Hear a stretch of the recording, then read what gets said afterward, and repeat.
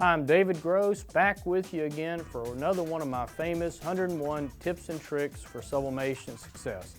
This tip is 54, and it's related to tip 53 that talks about resolution. In tip 54, I'm going to teach you and explain to you how to properly handle images and making sure that they're handled properly so we get the right resolution, so that we don't destroy our images, so that they print well. And in tip number 53, it shared with you that images are just blocks of dots. And what we're going to do is we're going to open an image in Photoshop, going to tell you a little bit about how we can understand what it is, what its resolution is, and then properly resize the image so that we get the most we can out of our images. So let's take a break here and get to the computer. Back at the computer here, I've opened up an image. It happens to be an image of my daughter, and I've opened it up in Photoshop Elements 5, an older version. Pretty much all the versions are exactly the same, so really it doesn't matter which version you have. We're going to go under Image. Now this image did come directly from a camera, and so this is the quote the raw image. We go under Image, and in real Photoshop we go to Image, Image Size. In Photoshop Elements, we go down to Resize, and then we head over to Image Size. Now, this is the screen that you really want to understand. And the first thing to understand is that this image is opening with a width of 28 inches, a height of 21 inches, and a resolution of 72 inches. And so, obviously, you understand 72 is not what we need for quality. But what's happened is this image needs to be resized. Now, the first concept to understand is we want to absolutely make sure that we uncheck the resample image box at the bottom. And we'll talk about it later, but for now, everything will do, we need that box unchecked.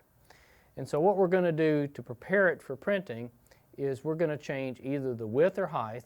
You only get to change one because the image is proportional to be about what we need for printing. And so we're going to change the width to be about 10 inches. Okay? And when we did that, the height is proportionally changed to 7.5. Look what happened to the resolution. And based on my other tip, you understand what we've accomplished is we've simply pushed the dots closer together. And by pushing them closer together, we've greatly increased the resolution. Okay? And just for fun, let's push them a little closer together. Let's push them, say, to 6. Notice the resolution continued to go upward.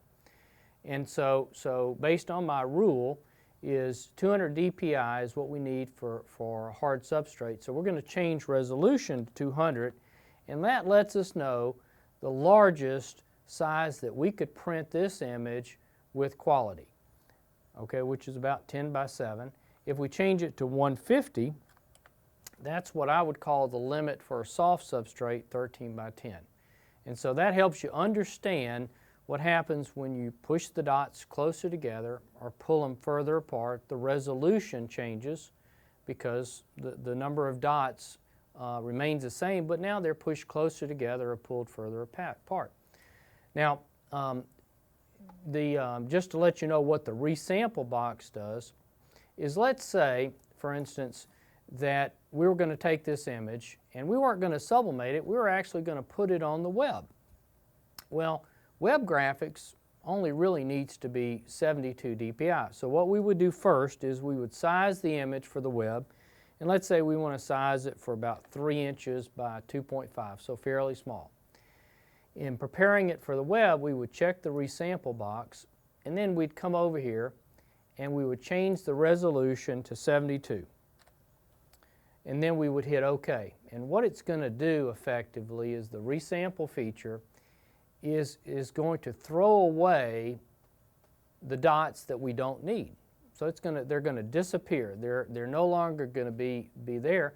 And if we look up here, it tells us what happened to the file size. Well, it was a 9 megabyte file, and now it's down to a very small 102.5K, which would make it, of course, very easy to download from the internet. It's a small file.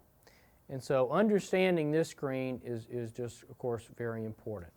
So let's go ahead and get back to where we were, and we're going to type in a width of say 10 inches and a height of 7.5. That puts us at a resolution of 204.8, and then we're going to hit OK. And now our image is properly sized with appropriate resolution so that when we print this photograph, we're going to get great results. Now, people probably that I'm speaking with that are watching this probably would be using Corel Draw, certainly a lot of them. And in Corel Draw, if we open an image like this directly in Corel Draw and size it, Corel does what's called maintain resolution. And so it's going to maintain the original resolution that we opened the photograph, which is 72 dpi, and that would be very bad.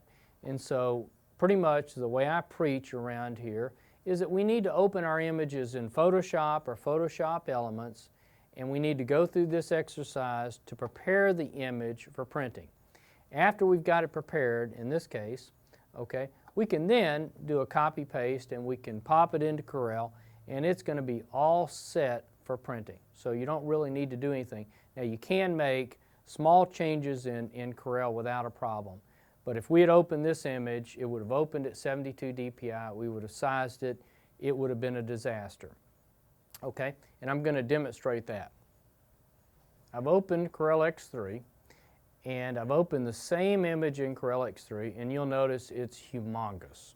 Okay, and so if you look at the top there, it's opened it at 28 by 21, which of course you're familiar. And so we've opened it. Now if you open this image in Corel and you simply tried to resize it to be appropriate for whatever you're printing, so let's go ahead and we're going to resize it here. All right, so there it is. We made it smaller. We think we've done the right thing, okay? Now let's, just for fun, let's go up to File, Print Preview, and we'll choose an appropriate printer. And let's choose a gel. Okay. Now my point in doing this is I want to show you what appears under our Issues tab.